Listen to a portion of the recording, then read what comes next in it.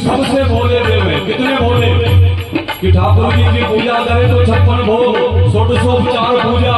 और भोलेनाथ को क्या चाहिए? कुछ भी नहीं, आप केवल मंदिर आ जाओ।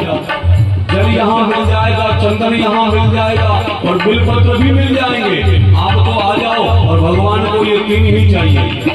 हर जल चंदन बिलपत्र चढ़ाकर भक्त इन्हें मनाए। जल चंदन बिलपत्र चढ़ाकर भक्त इन्हें मनाए। ओ जल चंदन बिलपत्र चढ़ाकर भक्त इन्हें मनाए। ओ जल चंदन बिलपत्र चढ़ाकर भक्त इन्हें मनाए। और भक्तों पर जट से दीजिए ये आशुतोष कहलाए। और भक्तों पर जट से दीजिए आशुतोष कहलाए। हम सब बोले कि हम सब से आशीष पाते हैं तब देवों में देव बड़े महादेव कहाते हैं। और शिव शंकर के गुण हम गाते हैं,